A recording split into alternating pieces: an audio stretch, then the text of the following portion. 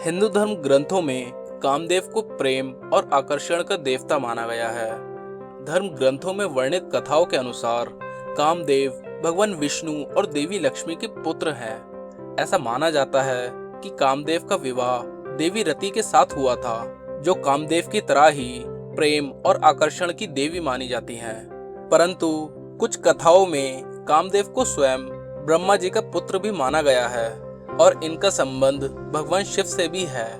धर्म ग्रंथों में कामदेव का स्वरूप सुनहरे पंखों वाले एक सुंदर नवयुवक की तरह प्रदर्शित किया गया है, जिनके हाथ में धनुष और बाण है। इनकी सवारी तोते को बताया गया है।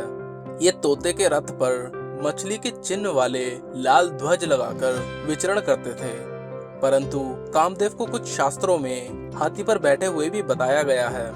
कहते हैं कि भगवान शंकर ने अपने तीसरे नेत्र से कामदेव को भस्म कर दिया था। उसके बाद उनके अगले जन्म में उनकी पत्नी रति के साथ कामदेव का पुनः मिलन हुआ था। तो मित्रों, आइए जानते हैं कामदेव और देवी रति की प्रेम कथा के बारे में।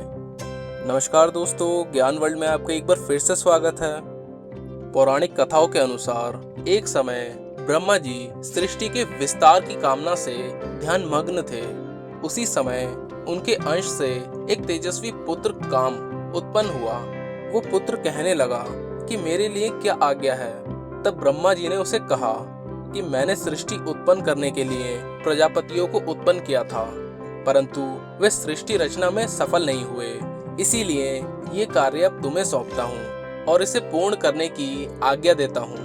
परंतु ब्रह्मा जी की बात सुने बिना ही कामदेव वहां से विदा होकर अदृश्य हो गए।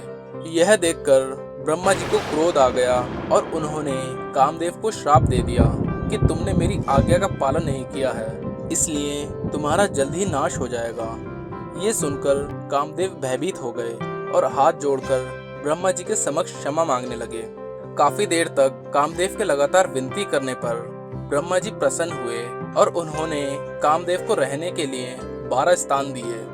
उन्होंने कहा कि हे कामदेव, तुम्हारा निवास स्थान स्त्रियों के कटाक्ष, उसके केश राशि, उसकी जांग, वक्ष, नाभि, जंगमूल, अधर, कोयल की कूक, चांदनी, वर्षा काल, चैत्र और वैशाख महीना होगा।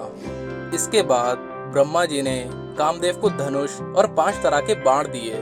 वह धनुष मिठास से भरे गन्ने का बना हुआ था, जिसमें मधुमक्खियों के शहद की रस्सी लगी थी। उनके धनुष का बाण अशोक के पेड़ के महकते फूलों के अलावा सफेद, नीले कमल, चमेली और आम के पेड़ पर लगने वाले फूलों से बने हुए थे। ब्रह्मा जी से मिले वरदान के बाद कामदेव तीनों लोकों में भ्रमण करने लगे और भूत, पिशाच, गंधर्व, यक्ष और सभी को अपने काम में वशीभूत कर लिया। इसी क्रम में वे भगवान शिव जी के पास कैलाश पहुंचे। भगवान शिव तब तपस्या में लीन थे। तभी कामदेव छोटे से जंतु का सूक्ष्म रूप धारण करके कान के छेद से भगवान शिव के शरीर में प्रवेश कर गए। इससे शिव जी का मन चंचल हो उठा। उसके बाद भगवान शिव ने ध्यान योग से देखा कि उनके शरीर में कामदेव प्रवेश कर गए हैं। जब ये बात कामदेव को पता चली तो वह उसी क्षण भगवान शिव के शरीर से बाहर आ गए और आम के एक वृक्ष के नीचे जाकर खड़े हो गए।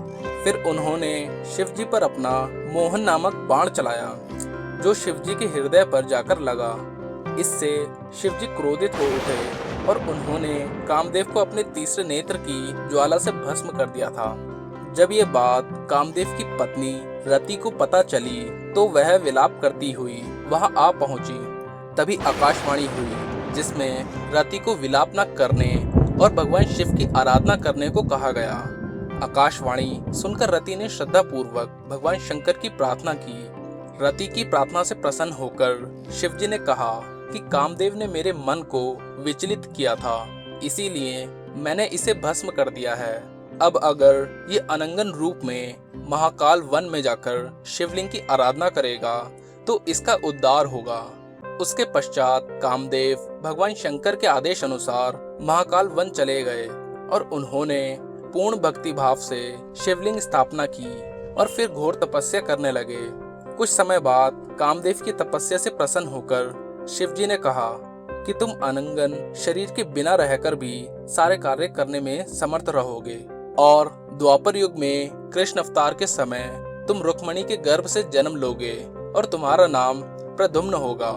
शिव के कहे अनुसार द्वापर युग में भगवान श्री कृष्ण और रुक्मणी को प्रद्युम्न नाम का पुत्र हुआ, जो कि कामदेव का ही अवतार था। परंतु जन्म के पश्चात श्री कृष्ण से दुश्मनी के चलते राक्षस शंबरासुर ने प्रद्युम्न का अपहरण कर लिया था और उसे समुद्र में फेंक दिया। उस शिशु को एक मछली ने निगल लिया और वो मछली मछुआरों द्वारा पकड़ी जाने के बाद शंबरासुर के रसोई घर में ही पहुंच गई। जब ये बात देवी रति को मालूम हुई तो वह रसोई में काम करने वाली मायावती नाम की एक स्त्री का रूप धारण करके रसोई घर में पहुंच गईं। वहां आई मछली को उन्होंने ही काटा और उसमें से निकले बच्चे को माँ के समान पाला पोसा। जब वो बच्चा बड़ा हुआ तो उसे पूर्व जन्म की सारी बातें बताईं। इतना ही नहीं, सारी कलाएं भी सिखाईं। तब प्रद्युम्न ने शंबरासुर का वध किया और फिर मायावती रूपी रति से विवाह कर उसके साथ द्वारका लौट गए। तो दोस्तों, कैसी लगी आपको हमारी ये वीडियो? अगर अच्छी लगी तो हमारी इस वीडियो को लाइक, कमेंट और शेयर करें और हमारे चैनल को सब्सक्राइब करना ना भूलें, क्योंकि ऐसी अनोखी वीडियो हम लाते रहते हैं और लाते रहेंगे। धन्यवाद।